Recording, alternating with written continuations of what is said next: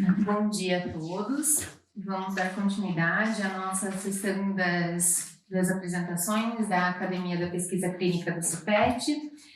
E hoje com o quinto tema trabalhado, que é preparando-se para estimar o tamanho da amostra, hipótese e princípios básicos.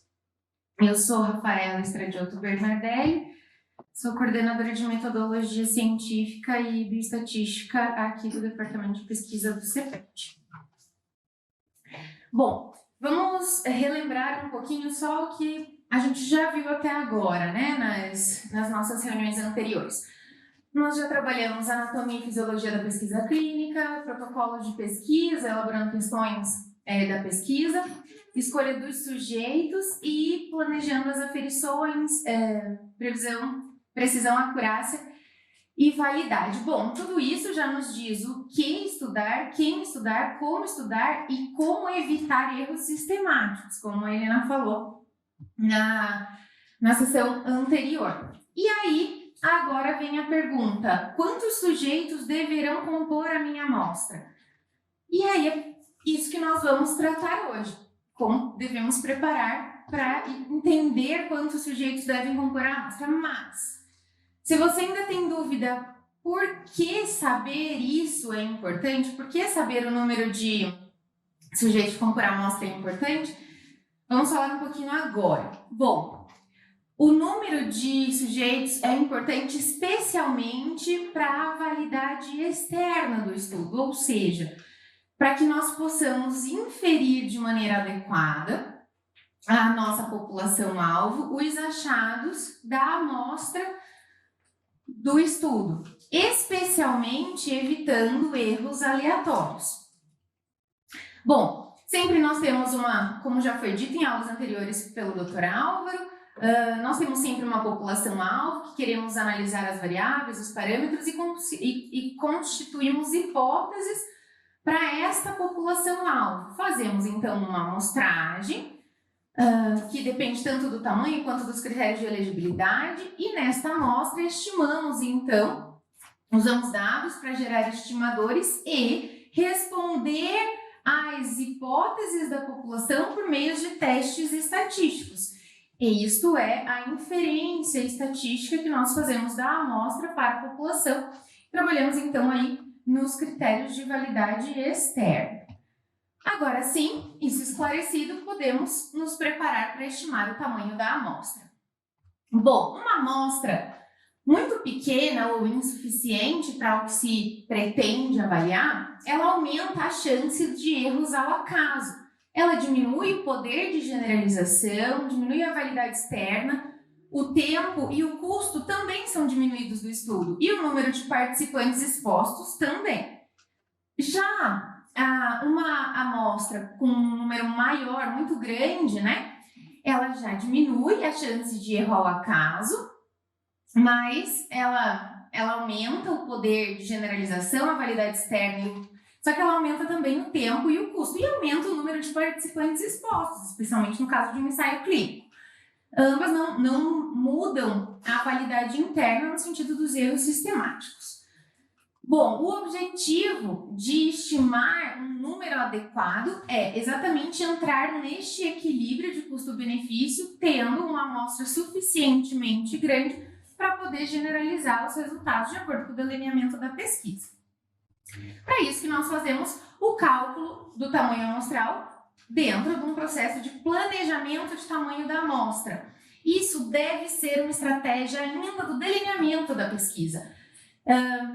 Por quê? Antes de iniciar especialmente qualquer tipo de coleta de dados, porque por vezes ela nos dá parâmetros para que a gente faça mudanças no processo, na forma de coletar as variáveis ou até mudanças dos preditores ou dos desfechos envolvidos com vistas à factibilidade, porque por vezes a gente percebe que o que queríamos precisaríamos de um número tão grande que aquela forma de estudar não fica mais factível. Também precisamos entender que a acurácia do tamanho da amostra estimado, ela vai depender dos dados imputados no cálculo. E muitas vezes é uma estimativa grosseira mesmo, porque não temos tantos parâmetros similares na literatura. Vamos falar melhor sobre isso no decorrer dessa aula. Bom, sempre podemos ter um auxílio de um bioestatístico para calcular, no entanto, é necessário que entendamos os princípios que norteiam esse cálculo e quais as informações são necessárias para esse processo. E aí, para iniciar esse processo de entendimento do cálculo amostral, a gente precisa passar da pergunta da pesquisa para a hipótese da pesquisa, ou seja, do mais abrangente para o mais específico.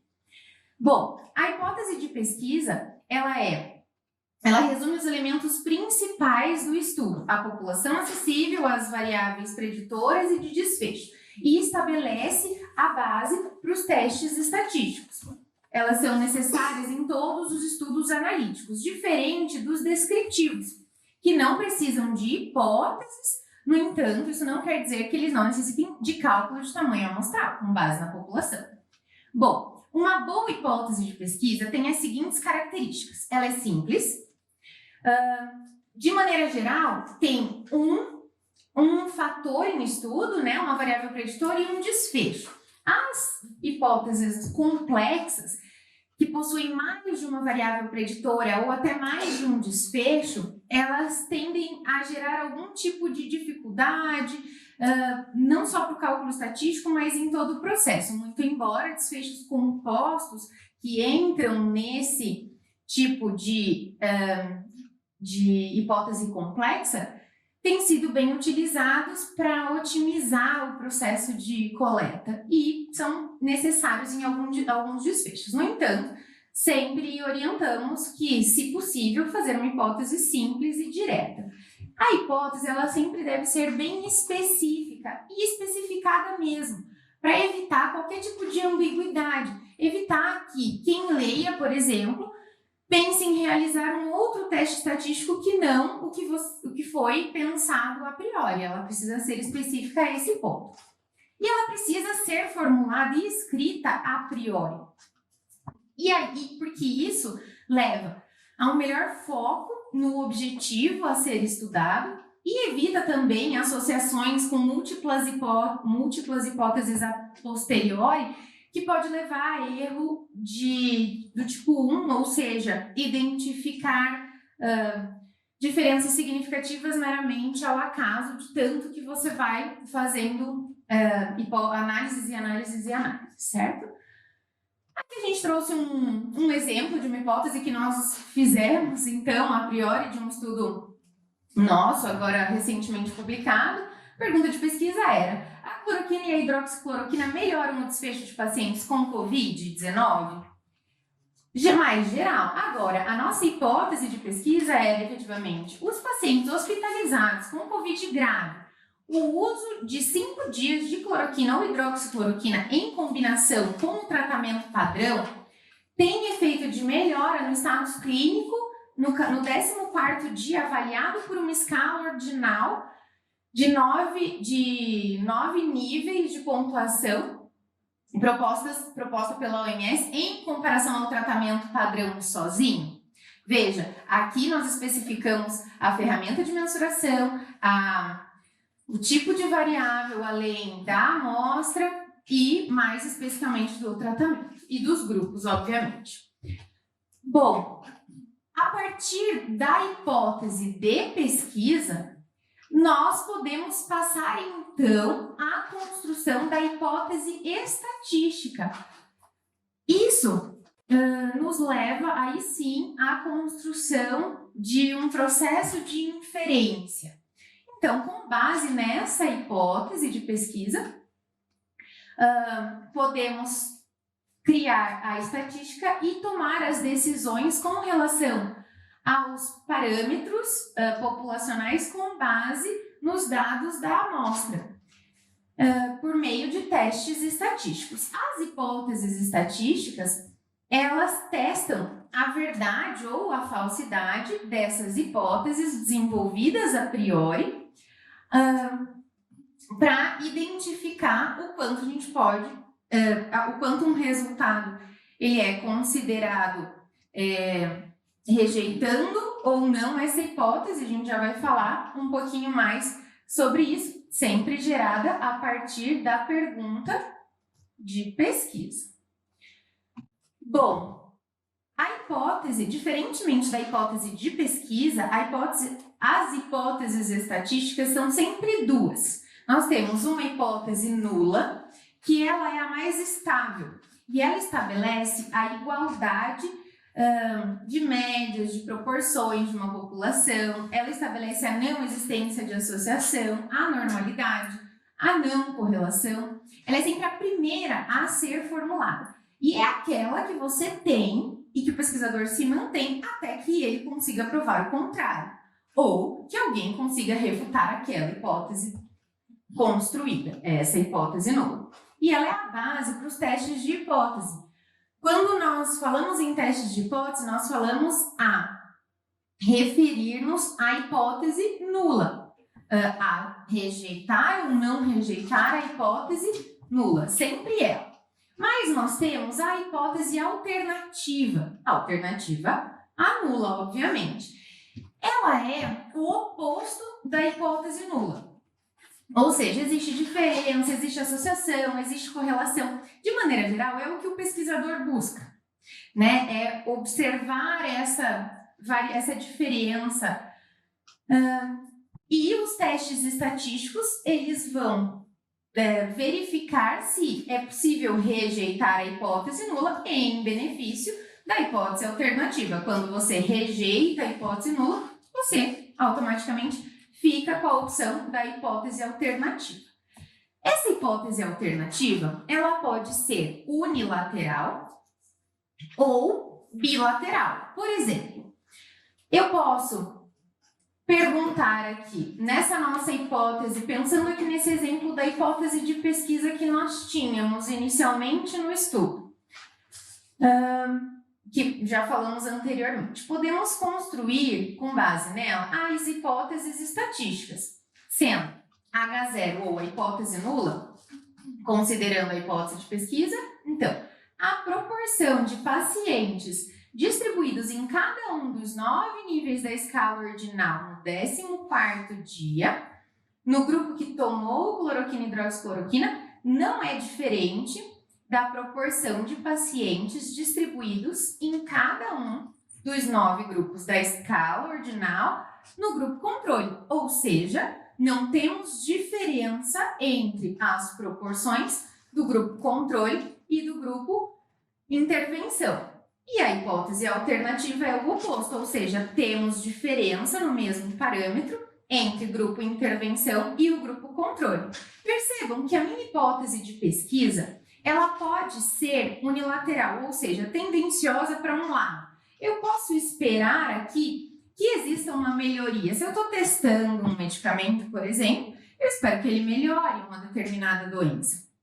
No entanto, de maneira geral, as hipóteses alternativas, elas são bilaterais, ou seja, se eu não sei, se eu não tenho uma evidência forte na literatura que me diga que alguma coisa só pode acontecer para um lado, ou seja, nesse exemplo, como eu não tenho na literatura algo que me dê certeza que a cloroquina e a hidroxicloroquina só podem melhorar o status clínico, eu devo fazer uma pergunta, uma hipótese alternativa bilateral, ou seja, esperando resultados que me deem a entender que ela pode efetivamente melhorar ou piorar o status clínico em relação ao grupo controle. Então, aí eu tenho uma hipótese bilateral, ou seja, aberta para os dois lados. O oposto disso, por exemplo, em estudos de não inferioridade de droga, por exemplo, só me interessa um lado da hipótese, só me interessa dela ser não inferior. Se ela for o oposto disso, eu não quero nem que me dê resultado significativo. Então, eu posso usar uma hipótese unilateral. As hipóteses unilaterais, elas, de maneira geral, precisam de um tamanho de amostra menor. Mas não é recomendado de maneira alguma que você adote uma hipótese unilateral não tendo pressupostos para isso, só para diminuir o seu tamanho de amostra, né? Por isso, a maioria dos estudos mantém a hipótese bilateral, salvo essas exceções. Ainda, pensando no tipo de variável aqui, eu poderia ter uma outra hipótese para o estudo, de modo que eu poderia verificar se a combinação, então, da cloroquina ou da hidroxicloroquina para pacientes hospitalizados com Covid-19 grave, em combinação com o tratamento padrão, tem menor valor, por exemplo, de proteína C reativa do que pacientes que usaram só o tratamento padrão. Aí eu tenho um tipo de hipótese um pouquinho diferente, porque a minha variável aqui é contínua, como a gente viu na sessão passada com a doutora Eliana. Então, aí como a PCR é uma variável contínua, eu tenho a hipótese aqui de que a média da PCR do paciente do grupo intervenção é diferente da média do grupo controle e a média, não é diferente, e a hipótese alternativa de que a média é diferente da média do grupo controle. Muito bem. E aí a gente vai tomar a decisão em relação a esta hipótese estatística. E aí essa é a nossa hora. A gente sempre toma a decisão, como eu comentei com vocês, em relação à hipótese nula, muito embora seja colocada tanto a nula quanto a alternativa. As hipóteses são formuladas para a população-alvo, mas nós usamos os dados da amostra, fazemos testes estatísticos com ele para rejeitar a hipótese nula, ou seja, quando rejeitamos a hipótese nula, verificamos que existe um efeito no tratamento, por exemplo, né? Considerando o exemplo anterior de um tratamento. E quando não rejeitamos a hipótese nula, verificamos que não existe evidência do efeito do tratamento em comparação ao seu controle. Ok. Importante saber nessa hora, sempre lembrar que nós não sabemos a realidade da população, né? E assim como num júri, de que existe a presunção de inocência, e o réu ele só é considerado condenado quando se tem uma certeza além da dúvida razoável de que ele realmente é culpado, aqui na pesquisa também nós só podemos rejeitar a hipótese nula se nós tivermos uma evidência suficiente, além dessa dúvida razoável, para rejeitá-la e em benefício da hipótese alternativa, certo? Então, isso a gente chama além da dúvida razoável, é o quanto você aceita o quanto você aceita errar. Se você disser que existe diferença no tratamento, ou seja, você rejeita H0, o quanto você aceita que você esteja errado ao falar isso. Isso é o que a gente chama aqui de nível de significância estatístico, tá? E aí fazemos essa análise em relação à hipótese nula e à hipótese alternativa. Quando nós rejeitamos a hipótese nula com um determinado nível de significância, ou seja, o quanto eu aceito errar, eu vou dizer que existe diferença no tratamento. Se isso não for ao acaso, que está aí nessa margem de erro que eu aceitei.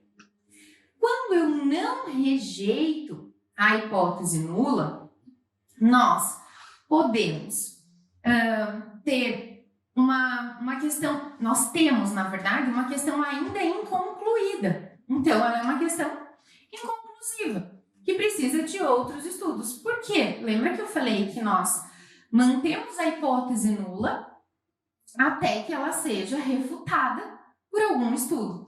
E ela é inconclusiva ou porque o efeito efetivamente não existe, mas aí a gente vai ter alguma dificuldade de saber, dado que nós não conseguimos saber da realidade da população, porque a gente não consegue estudar toda a população, Por isso que a gente faz o processo de amostragem e geração de hipótese, porque se a gente conseguisse estudar toda a população, a gente não precisaria de nada disso. Ou porque não existe uma potência, um poder estatístico suficientemente grande envolvido neste processo de análise para mostrar um efeito significativo do tratamento. Tá? E aí é por isso que a gente começa a pensar no quanto a gente precisa calcular a amostra para ter respaldo na hora de responder uma questão de investigação. E vamos falar um pouquinho desse nível de significância estatístico que todo mundo já ouviu falar. É o valor de P. Tá? O valor de P, ele refere-se à significância estatística do teste e permite a tomada de decisão em relação à hipótese nula. Ele é a probabilidade de se encontrar ao acaso, tá? Um efeito tão ou mais forte do que seria encontrado no estudo se a hipótese fosse realmente verdadeira. Como assim? Um valor de P, ou seja, a significância estatística do teste, quanto maior é a probabilidade de eu encontrar desse resultado ter sido encontrado ao acaso. Desta diferença ter sido encontrada ao acaso. Tá? Então, se a probabilidade disso, né? Se a probabilidade for pequena, então se eu tiver uma pequena probabilidade de que isso seja ao acaso, ou seja, um valor de P pequeno, então a hipótese nula de não haver diferença pode ser rejeitada em benefício da diferença. E aí, o que seria essa pequena probabilidade de erros ao acaso? É algo que nós estimamos previamente, ou seja, é um nível de significância, também chamado de alfa, estimado a priori, fixado a priori. Isso só significa que eu vou encontrar um determinado valor de P, ou significância da estatística do teste. E aí, eu só vou considerar que a minha hipótese, que eu posso rejeitar a minha hipótese nula, se este valor for inferior ao nível de significância que eu pré-estabeleci. E aqui, que normalmente nos estudos na área da medicina, nós fixamos isso em 0,05. Então, um valor de P menor do que 0,05 é considerado um valor pequeno. E um valor maior é considerado um valor grande. Logo, um valor pequeno, menor que 0,05, eu rejeito a hipótese nula. Ou seja, eu considero que eu tenho apenas 5% de chance de que aquela hipótese tenha sido rejeitada, que aquela relação que eu estou testando tenha acontecido ao acaso, certo? Então, com esse 5% de chance, que é o que significa o P menor que o P de 0,05, eu rejeito a hipótese nula, porque eu tenho só 5% de chance de acaso. Isso é o tal do valor de P. E quando nós voltamos aqui, nessa nossa dúvida razoável, parece interessante. Ok, eu tenho um teste para ver o nível de significância e verificar se isso aconteceu ou não ao acaso. No entanto, outros erros podem acontecer. Como num júri, infelizmente, devido ao acaso ainda, às vezes pode ocorrer que em uma amostra não reflita o que teria efetivamente ocorrido na população se ela tivesse sido estudada na sua totalidade. Alguns erros podem ocorrer nesse sentido. que são referentes à rejeição ou não da hipótese nula, sendo ela verdadeira ou falsa na população. Então, vamos lá. Quando eu rejeito a hipótese nula, ou seja, eu digo que existe um efeito no tratamento, considero na minha amostra que existe um efeito no tratamento. Se eu rejeito essa hipótese nula e essa hipótese nula ela é efetivamente falsa na população, ou seja, ela é a associação entre o preditor e o desfecho, ou seja, eu fico com a alternativa. Então, se a hipótese nula é falsa na população, isso significa que há associação, eu vou ficar com a minha alternativa. Então, eu tomei uma decisão certa. Eu realmente rejeitei uma hipótese que era falsa. Se eu rejeito a hipótese nula, mas ela era verdadeira na população, ou seja, não havia associação entre o preditor e o desfecho, e eu mesmo assim rejeitei, eu tenho um erro chamado de erro tipo 1. É um tipo de falso positivo.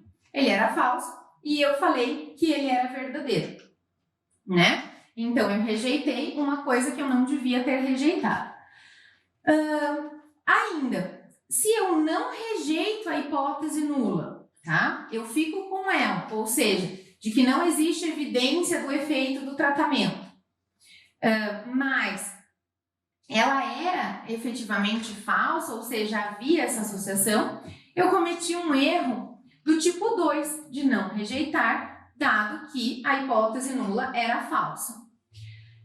E, por fim, a outra ponta certa é quando eu não rejeito a hipótese nula, dado que ela era realmente verdadeira, ou seja, eu não encontrei associação e realmente não havia associação entre o preditor e o desfecho na população. Então, eu tomei outra decisão correta. E com base nisso que nós temos alguns termos ali estatísticos que a gente pode dar uma desmistificada. Então, quando nós temos o erro tipo 2, que aqui está descrito, ou seja, você não rejeita a hipótese nula, dado que ela é falsa, ou seja, você fica com ela, com a não haver diferença, você não muda nada no seu protocolo, não apresenta nenhum tipo de diferença nesse sentido. Aí nós temos um erro do tipo 2, ou chamado também de erro beta.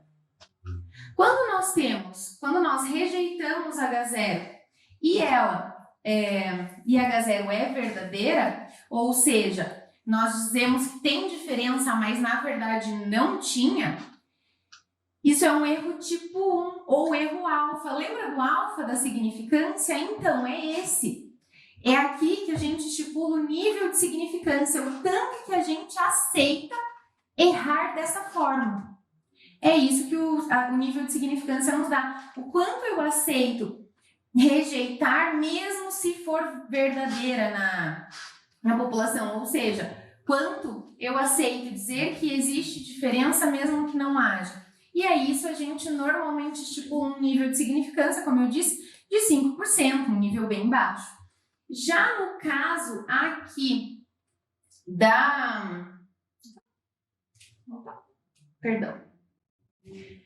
Aqui no caso do erro tipo beta, nós aceitamos, o quanto a gente aceita não falar que é diferente, dado que é diferente.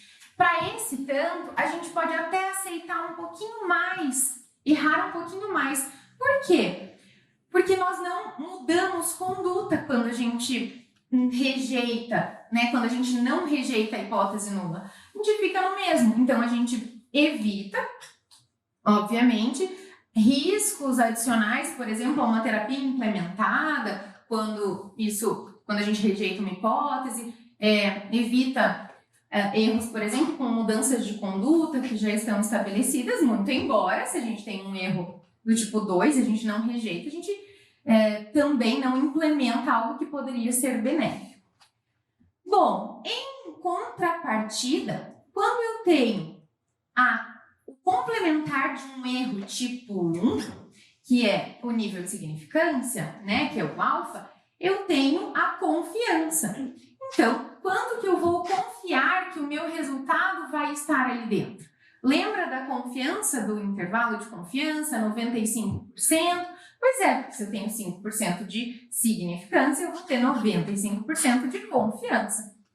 E o complementar do erro tipo 2, ou seja, o quanto eu aceito dizer que não existe diferença mesmo que ela exista, é o que a gente chama de potência, ou poder do teste estatístico, que é o 1 menos o beta, tá? Que é o quanto eu tenho de poder para dizer que existe efetivamente a diferença ou que ela não existe. Visto isso, as questões das hipóteses, além de poder e significância, a gente precisa considerar o que é preciso. Então, o que o pesquisador precisa saber para poder pedir, então, por exemplo, para um estatístico para fazer o cálculo amostral. Nós precisamos, então, saber, inicialmente, obviamente, bem definido, qual é o tipo de variável e o teste estatístico a ser utilizado. Bom, quanto a isso, só revendo o que a Helena bem passou na aula anterior, nós temos variáveis. As variáveis, elas são divididas em qualitativas e quantitativas, ou categóricas e numéricas.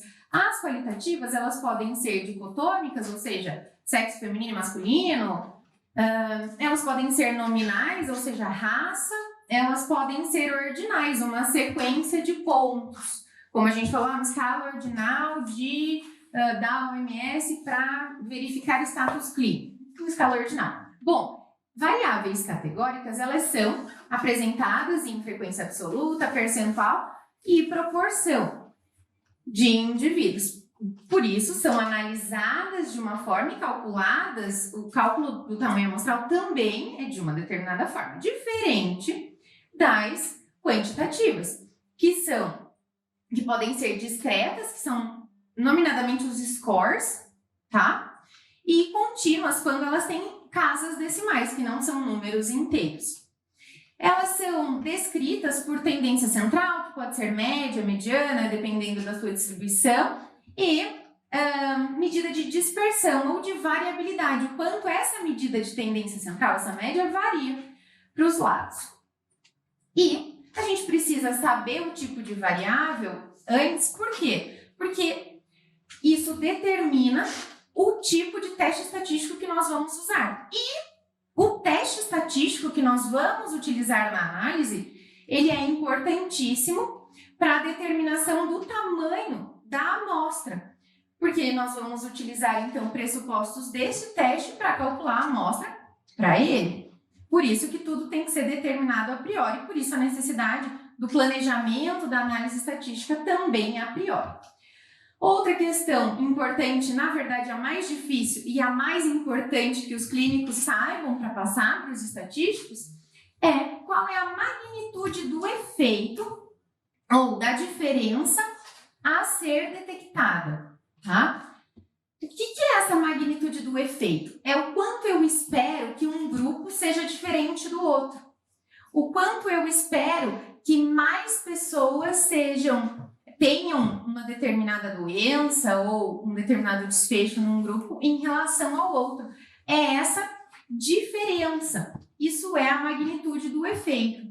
Quando nós temos uma magnitude grande do efeito, eu preciso de menos gente para detectar esse efeito. Por exemplo, se eu quero detectar numa amostra uma diferença de 20 miligramas de glicemia em jejum, isso é bastante, certo? Com pouca gente eu consigo verificar essa diferença. Agora, se eu quero determinar uma diferença de 2 miligramas, eu vou precisar de mais gente para fazer isso. E aí, eu percebo que aqui eu começo a ver o quanto essa magnitude da diferença influencia no meu tamanho da amostra.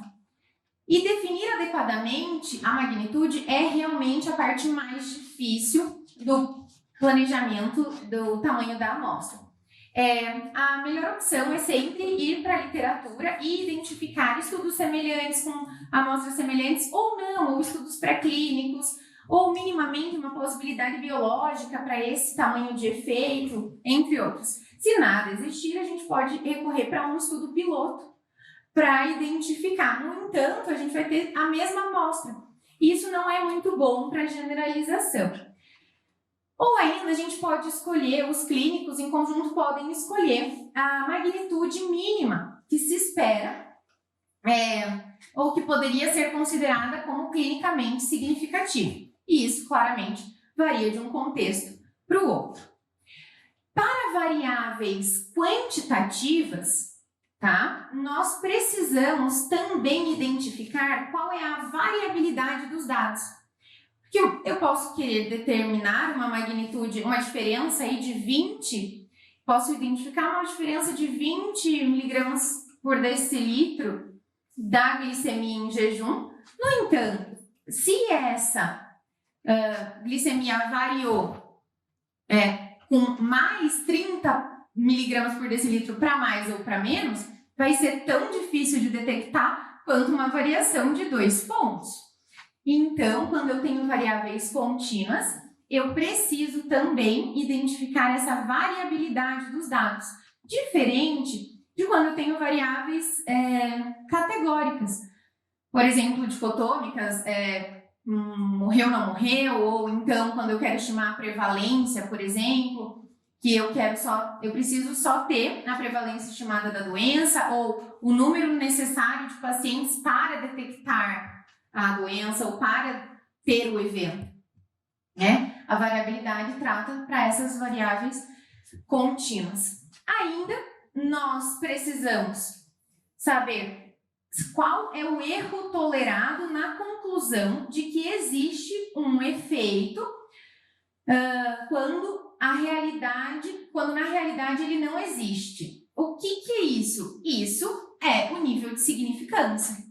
É o erro tipo alfa, que a gente já comentou que normalmente é estipulado em 5%, e aqui no cálculo da amostra a gente também considera o alfa para saber no final, porque eu quero ter um tamanho de amostra suficiente para que no final do estudo eu diga que rejeitei a hipótese nula e que eu posso garantir que eu tenho efetivamente apenas 5% de chance de ter errado. E qual é a certeza com que eu quero detectar o efeito essa diferença? A quantidade de certeza, ela fala sobre o poder estatístico. É o quanto que esse mesmo processo de avaliação pode ser também reproduzido em outras amostras similares da população e vai me dar o mesmo resultado, tá? Então, é a probabilidade de um erro tipo 2, tá? E é demonstrada, a probabilidade do erro tipo 2 é demonstrada pelo beta, e 1 menos beta, como a gente falou, é o poder estatístico, que é essa probabilidade de eu rejeitar corretamente a hipótese nula. É usual que a gente tenha um poder estatístico de 80% a 90%, ou seja, se eu não rejeito a hipótese nula, eu tenho certeza que ela, em 80% ou 90% das vezes, ela efetivamente não era mesmo verdadeira. Né? Quando eu rejeito a hipótese nula, ela era verdadeira em 80% a 90% das vezes. Então, não havia diferença em 80% ou 90% das vezes, depende do tanto que eu estipulo. Isso é muito importante também, para que no final do estudo, se a gente não tem uma diferença significativa, a gente possa dizer, bom, pelo menos eu tenho certeza que eu tenho esse poder para dizer, com esta amostra, a priori determinada, que eu realmente, em 80% ou 90% dos casos, não tinha mesmo a diferença. Quanto maior o poder que a gente pré-determina, maior, obviamente, vai ser o tamanho da amostra. Assim, quanto menor o nível de significância, também maior será o tamanho da amostra. Ainda, isso tudo a gente está falando só de uma hipótese que tem uma exposição e um desfecho. Como eu disse inicialmente, a gente pode ter algumas hipóteses múltiplas, tá? E neste caso, a gente tem algumas ressalvas. Quando nós temos múltiplas hipóteses feitas a posteriori, como tipo mineração de dados, a gente tem que tomar muito cuidado com o erro do tipo 1, para que não aconteça ao acaso alguma diferença significativa que seja até mesmo espúria. Agora, quando nós temos múltiplas hipóteses a priori, isso é completamente aceitável e é muito comum, especialmente em ensaios clínicos, por exemplo, que nós temos uma hipótese principal e algumas secundárias. Neste caso, a hipótese no cálculo amostral é feito para a hipótese principal e o tamanho da amostra é calculado para tal. E existem ressalvas, obviamente, para a generalização das outras hipóteses, dado que pode ser que você não tenha o tamanho da amostra suficiente para generalizá-las. Agora, quando eu tenho múltiplas hipóteses de igual importância, é importante que nós façamos o cálculo do tamanho amostral para todas essas hipóteses. E aí sim, a gente use a maior amostra prospectada para uma dessas, e que daí vai responder, obviamente, as outras com um poder possivelmente até maior do que o estipulado, mas que vai ser suficientemente grande essa amostra para generalizar todas essas hipóteses de igual importância. O que fica? Planejamento amostral tem que ser a priori. Da pergunta de pesquisa, geramos uma hipótese de pesquisa e desta hipótese temos hipótese nula e alternativa, que são as hipóteses estatísticas, que utilizamos então para calcular o tamanho amostral, que precisa ter a magnitude do efeito, a variabilidade, o quanto eu aceito errar se eu rejeitar a hipótese nula, quanto eu aceito errar se eu não rejeitar a hipótese nula, ou seja, erro tipo 1 e poder estatístico. É isso. Na semana que vem falaremos mais aí efetivamente do cálculo mesmo amostral.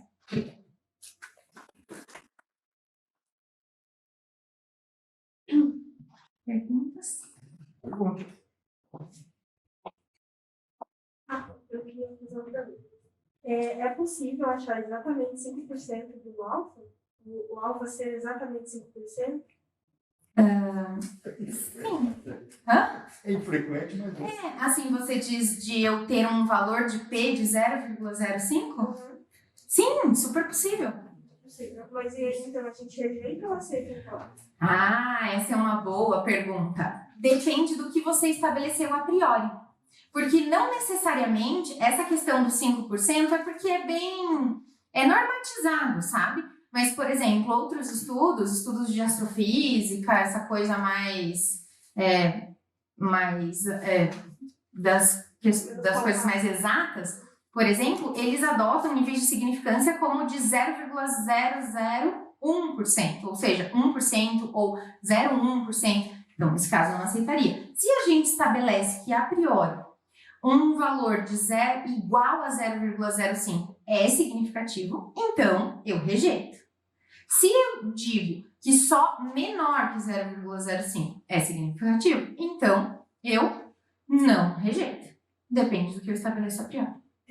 Só para o microfone pegar todo mundo igual, desliga o microfone, vou pode tirar caso quiser. E daí todo mundo com a mesma voz, inclusive vocês falam mais alto, aí vocês não estão falando. Obrigada, Gui.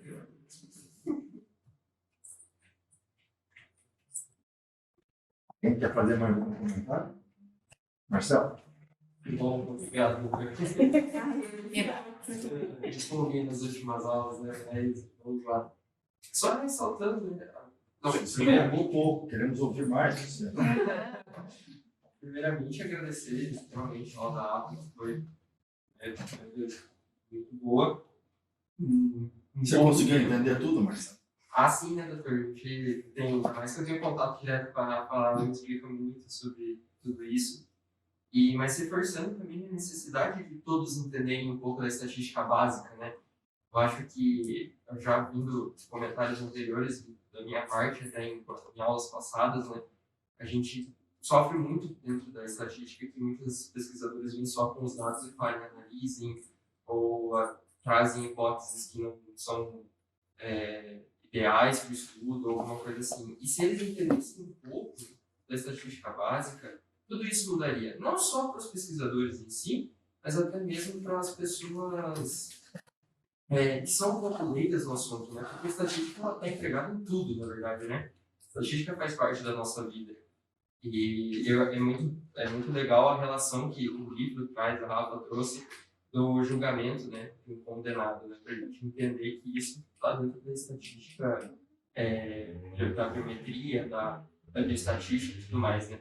E também relembrar que essa parte do julgamento em si, ela se tornou teve um grande vínculo com a jurimetria, né, criada agora recentemente, empregada no Brasil, né, que é a estatística aplicada ao direito, aplicada à parte dos réus e tudo mais. Então, essa relação é muito legal, né? Parabéns, Rafa. Isso pode ser. É uma decisão final se uma pessoa é culpada ou não, na ausência do conhecimento da verdade. Quando se tem certeza, você nem precisa de documento. Na maior parte das vezes, você faz um documento para poder transformar uma variável que é ordinal, contínua, de graus de probabilidade de que aquele acusado seja culpado. E a partir de um determinado momento, você diz, não, ele é culpado. A dúvida é relativamente baixa. E a partir de agora, então, ele vai receber uma pena que é de plutônio. Transforma uma variável que é ordinal ou ela é contínua, uma variável que é dicotômica. Ele vai para a prisão, ele é solto. É mais ou menos o que a gente faz com o estudo clínico, quando a gente faz uma análise de hipótese, né? Decidir se ela é verdadeira ou se ela é falsa. Bom, numa tentativa, um pesquisador que não é estatístico, e numa tentativa de nós transformarmos esse centro de pesquisa cada vez mais inclusivo, eu sinto, principalmente na área médica, há uma dificuldade muito grande de se entender essas questões básicas. Como o Marcelo falou, na sua tentativa de que a gente possa fazer cada vez mais uma interface produtiva entre o que é epidemiologia clínica e o que é estatística. Que a gente não corra separado.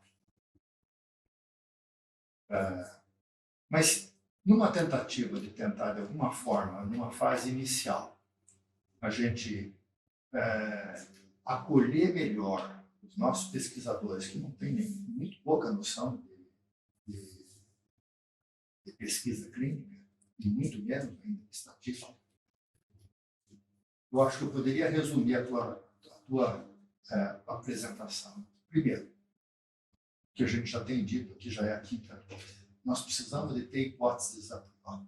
A gente precisa de começar um trabalho sabendo aquilo que a gente vai encontrar. Sabendo aquilo que a gente quer encontrar, definir quais são as variáveis e conhecer os atributos diferentes de cada uma das variáveis.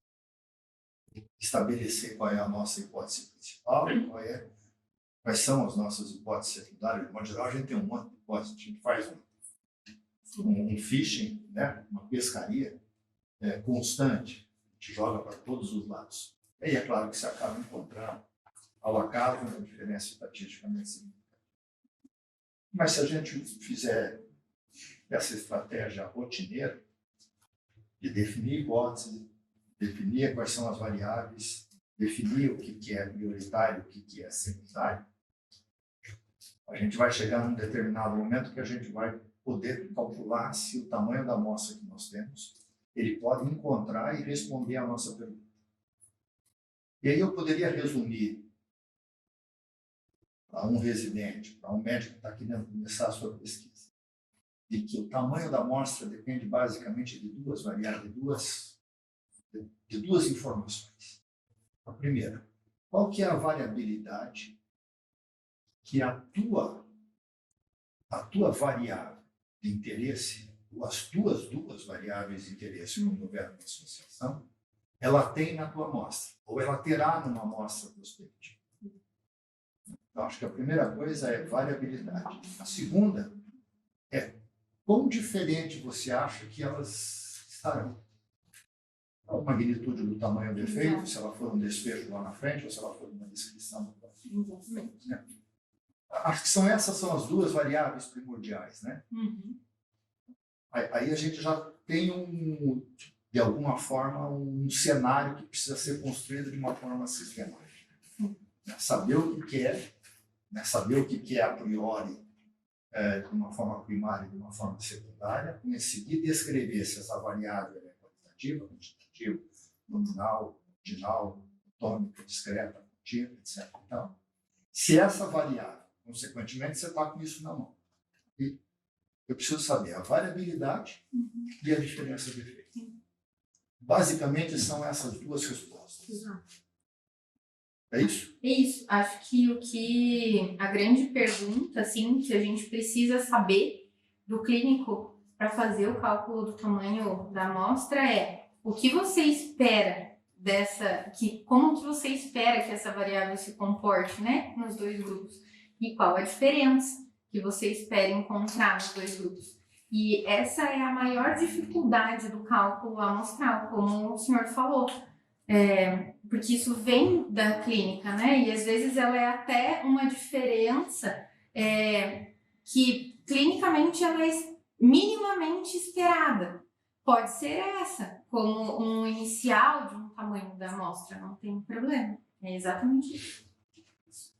Ok, essa dificuldade ela é cosmopolita. Sim, Né? com certeza. Ela está em todos os lugares. Todos os pesquisadores têm essa dificuldade, porque se a gente já souber, a priori, qual é a diferença que a gente vai encontrar lá na frente, a gente talvez não precise fazer a amostra, porque a gente já tem informações muito concretas e firmes de que fazer cloroquina vai aumentar tanto a mortalidade. Então, eu não preciso fazer isso. Então, aí sempre existe uma certa dúvida. A gente tem que saber lidar com isso, mas tem que fazer com que todos aqueles que vão começar uma pesquisa, de alguma forma, gastem tempo numa tentativa de buscar em estudos anteriores uma possível diferença que você vai encontrar para que ela possa ser a inferência que você vai utilizar nos seus cálculos do tamanho da amostra. E uma coisa que a gente pode até desmistificar é essa busca por estudos muito que corroboram muito. Senão não faria sentido a gente buscar. Mas pensando, por exemplo, nos critérios de Bradford-Hill, a gente pode considerar que em estudos similares, o que aconteceu? E pode ser até com uma população similar. Se eu não tenho nada no Covid, o que aconteceu numa outra infecção que também seja multissistêmica com relação a essa variável? Ou o que aconteceu em estudos pré-clínicos também pode ser alguma coisa que infira. E aí vem uma das questões, né, que a gente nunca pode falar na ideia da magnitude do tamanho, é assim, não tem nada sobre isso, nada dizendo sobre isso, nada. Se não for nada, você não está na fase de fazer um estudo clínico. Tipo 3 e colocar os nossos doentes em risco, porque não é equipe base suficiente para iniciar um trabalho dessa maneira. Exatamente. Ok. O segundo é essa tabelinha, porque essa tabelinha ela é fantástica e ela precisa ser, a gente precisa de incorporá-la definitivamente. Mas vocês, estatísticos, pensam de uma forma que é a oposta à do epidemiologista clínico. Sim. Né? Ou seja, quando você fala e rejeita a hipótese nula, você está dizendo que existe uma diferença. Exato. E quando não rejeita, é porque não existe uma diferença. Exato. Né? E a maneira como a gente discute o resultado de um ensaio clínico não é habitualmente falando em rejeitou a hipótese nula ou aceitou a hipótese alternativa. Sim. A gente fala em existe uma diferença no meu estudo ou não existe. Eu tive um estudo positivo ou um estudo negativo. Né? Concorda? Uhum. Então, vai facilitar para todo mundo se vocês tiverem esse conhecimento de que, estatisticamente, na hora que você colocar e transformar os dados numa análise estatística stata, vocês forem estudar desse jeito, isso não precisa passar esse estresse lá na frente. E acho difícil, com o grupo de pessoas que vão passar por aqui, que elas incorporem isso. E não vejo nenhuma dificuldade em chamar isso aqui de diferença na amostra e sem diferença. Sim. Tinha um dos casos, acho que uma das primeiras aulas, primeira dia que eu faço sobre essa ela que foi meio rápido, mas Mas não foi assim que eu vi. porque existe uma forma diferente nossa, que é igual, mas a gente vê por visões, de uma forma diferente a mesma coisa. Né? E aquilo, de forma nenhuma, é minha. Aquilo é do livro de epidemiologia. Né? Então, olha só, quando você tem uma diferença, ela pode ser verdadeira positiva ou falso positivo. Né? E ela é falso positivo quando o valor de P é maior do que 0,05, ou seja, quando a probabilidade da diferença for maior que 5%. Concorda? E aí, quando você não tem uma, então daí você conclui que ela não é, você rejeita, porque tem uma probabilidade alta, você rejeita a diferença, então ela não é diferente. E aí, se ela não sendo diferente, ela é verdadeira, negativa, ela é falsa. Eu tenho que olhar para o meu erro tipo beta. Se a probabilidade de encontrar uma diferença foi maior do que 80%, provavelmente ela é uma verdadeira negativa. Realmente não existe diferença. Agora, se a probabilidade é menor que 80%, ou a probabilidade de erro tipo beta for maior que 20%, ela é um falso negativo. Ou seja, eu não encontrei uma diferença, mas eu não tive o poder para poder encontrar uma diferença. É a mesma tabelinha, só que com os números diferentes. A gente colocando. Proclínico, é mais fácil de entender o outro jeito. É como se tivesse aqui a associação entre preditor e desfecho, se isso tivesse aqui também. Isso. Então, a associação com a associação, isso é ótimo. Eu rejeito o H0. Se não há associação e aqui há associação, eu não posso. Se há e não há. Isso. Do que o doutor falou, então, o rejeito é um resultado positivo e o negativo é o não rejeito. Você sempre vai ter um resultado positivo, quase sempre. Você estuda 100 doentes, 50 a 50, você habitualmente vai ter 25 a 27. Aí você olha, 27 é diferente de 25? É diferente, numericamente é diferente. Aí então, existe uma diferença. Ela é uma diferença que existe na população ou ela não existe? Qual é o valor de P? A probabilidade de 27 ser diferente de 25 é de 30%. Então, você não pode dizer que ela seja verdadeira. Existe uma grande chance de ser um erro. Tipo. Então, 27 e 25 é igual. Aí você vem para baixo. Olha, se é igual, eu tive poder para poder mostrar que 27 e 25 estavam diferentes? Não. A tua probabilidade de erro tipo 1 é de 30%. E a probabilidade de erro tipo 2 é de 50%. Então, na verdade, eu não mostrei que era diferente e não tive um poder de mostrar que 27 e 25 são diferentes. Nesse momento, elas são iguais. Ou seja, eu não rejeitei a hipótese do né? Mas do ponto de vista do cara lá, ele disse assim, meu resultado é negativo. Né? Mas será que esses 27 e 25, bom, eu teria que fazer outro estudo não com 100 doentes, mas com 1.000. Talvez com 1.250 e 270 fosse diferente, estatisticamente significativo.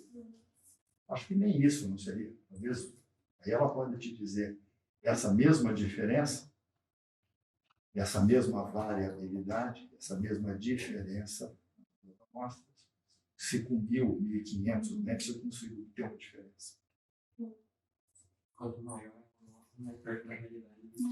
Mais perto da realidade. Consequentemente, o intervalo de confiança das duas variáveis elas se estreitam, deixam de se chocar e elas passam a ser diferentes estatisticamente significativas. E uma coisa bem interessante, né, só complementando sobre o tamanho da amostra, é quando a gente tem o oposto. A gente tem uma amostra já pré-estabelecida, como, por exemplo, o nosso banco de dados, e aí você quer identificar, por exemplo, a magnitude que você vai encontrar, e aí com um determinado poder estatístico e com uma determinada significância. Isso é super importante, porque por vezes a gente já teve resultados aqui de que um ponto no Apache foi diferente estatisticamente. Tem tanto, né? E aí tem tanto doente que o intervalo de confiança para mostrar a variabilidade, para mostrar essa diferença, fica assim muito pequena. E aí, como é que a gente discute esse resultado, né? Que eu vou dizer que o Apache é significativamente diferente, sendo um de 18 e um de 19, né? Então, a gente tem a questão da relevância clínica também por trás, que é super importante, e o quanto que eu vou ter mesmo de magnitude com esse tamanho de amostra, para poder dizer o quanto realmente teve a diferença, porque ter diferença significativa não quer dizer exatamente ter relevância clínica. Quanto menor for a variabilidade da variável, menor será a diferença entre elas, que será estatisticamente significativa. Exato. Imagine que se eu der aspirina todos os dias para uma pessoa e não der para outra, a diferença de mortalidade for de 0,5%, eu com 50 mil pacientes não vou conseguir uma diferença estatística. Mas se eu der para a população inteira do mundo, tiver uma diferença de 0,5%, vai dar estatisticamente. Vai chegar num determinado momento que essa variabilidade ela se torna estatisticamente significativa. E se a diferença for de 30%, quem toma morre 30% menos que quem não toma, eu com 100 doentes consigo demonstrar isso. Acho que o terror do cálculo amostral para proporções que é então quantos tiveram um determinado desfecho em uma população e em outra, né? Assim como na prevalência. Você quer determinar a prevalência de uma doença, de uma determinada doença no sul do Brasil. E aí você não tem dados daqui, mas você tem dados de outras regiões. E aí você percebe que essa doença, a prevalência dessa doença é de 50%. 50% mata tudo. Porque você vai ter a mesma chance de ter a doença num grupo e num outro. Então, você vai precisar de uma amostra quase que populacional para você conseguir determinar essa prevalência. E quanto mais longe, no caso da prevalência, quanto mais longe dos 50% ela tiver, melhor, menos amostra você vai precisar para determinar quantas pessoas tem, por exemplo, a doença que tiveram um desfecho. Ok. Alguma coisa, Eliana? Gostaria de parabenizá-la. Bem interessante a aula, um assunto complexo. Eu confesso, né, que eu jogo no outro time, eu sou daqueles que têm dificuldade nesse tema propriamente dito, mas levanto aqui a importância de nivelarmos aí para a gente começar a entender isso de uma forma mais simples, deixar essa complexidade e tentar internalizar isso. Porque nem todo mundo, nem todos os pesquisadores têm a sorte de ter estatísticas do lado.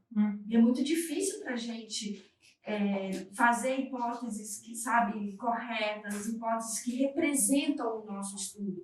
Então, é extremamente relevante. E eu tenho várias perguntas para a próxima aula, como calcular a amostra. Aí eu já tenho, certamente, muita curiosidade e dúvidas em relação a isso. Mas parabéns. Jéssica, tudo bem, Jéssica? Tudo bem? Eu gostaria de parabenizar também.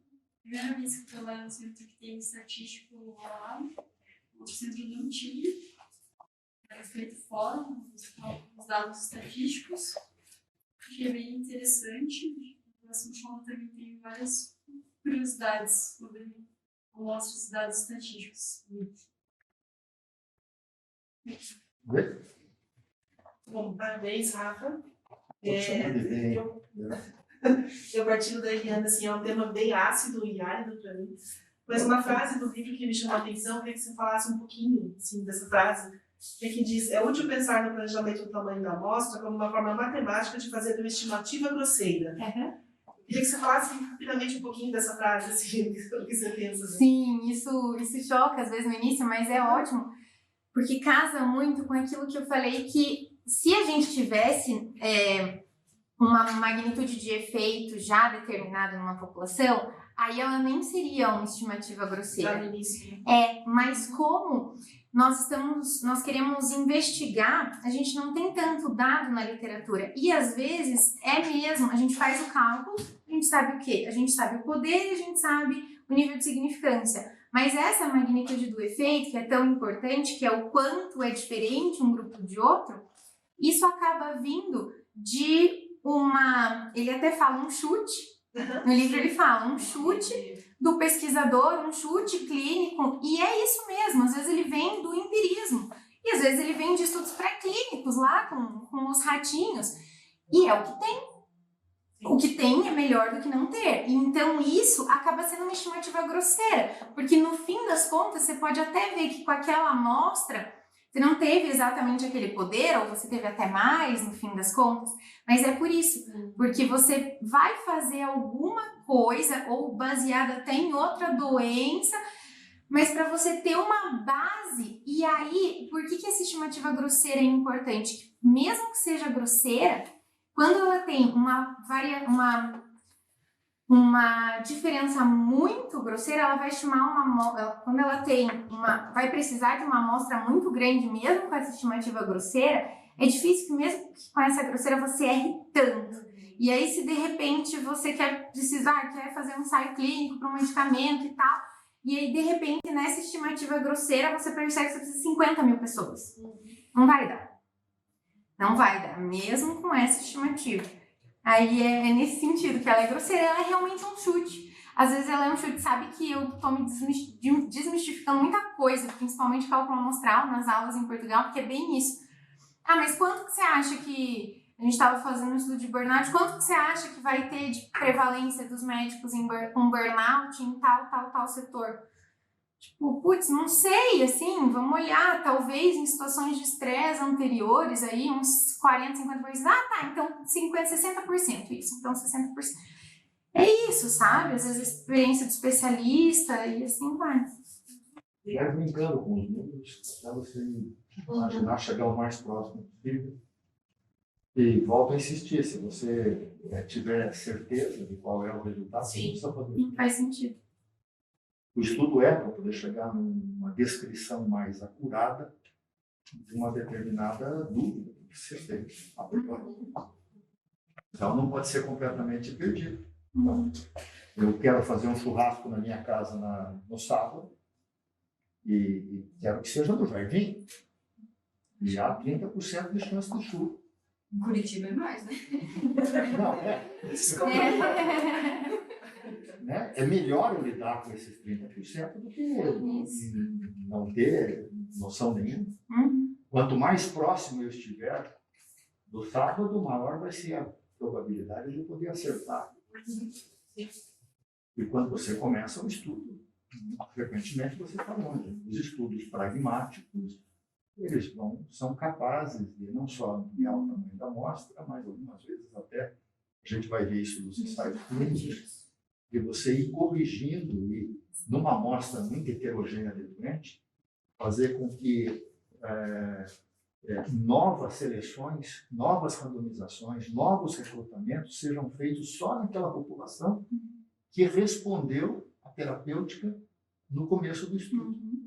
Você vai afinando isso ao longo do teu estudo, né? Mostrando que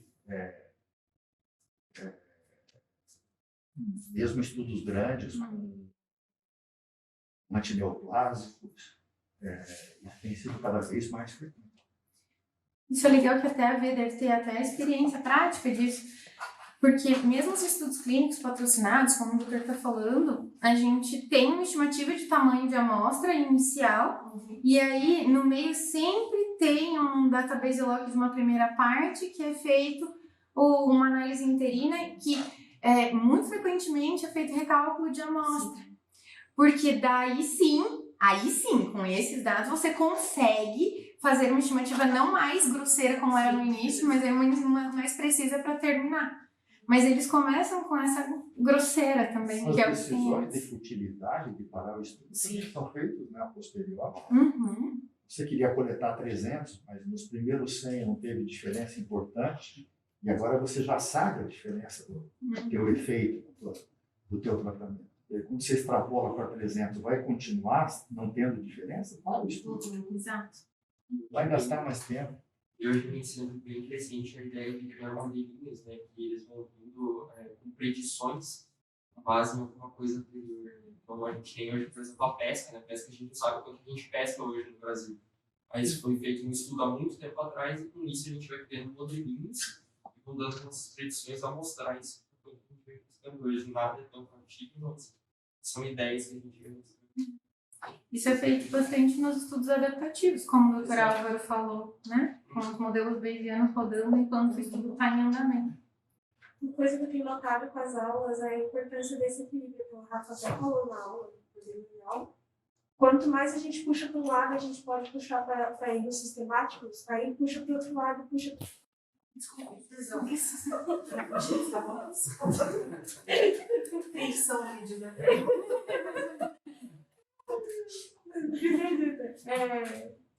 Puxa para o outro, você tem mais erros ao acaso, e aí, se você não encontrar o equilíbrio, então não adianta ter uma amostra gigantesca também, não adianta ter uma amostra muito pequena. As coisas vão se encaixando, né, durante as aulas, é bem legal. Está sendo bem legal. Obrigada. Manda só como falou. Aqui eu parabenizar a Rafa, muito boa aula. Eu parti do raciocínio do clínico, para mim confunde um pouco assim mesmo. No próximo eu vou trazer diferente o que eu penso. Mas muito boa, tô aprendendo bastante também. Acho que é isso, pessoal. Tá bom, muito bem. Obrigado. Obrigada. Obrigada.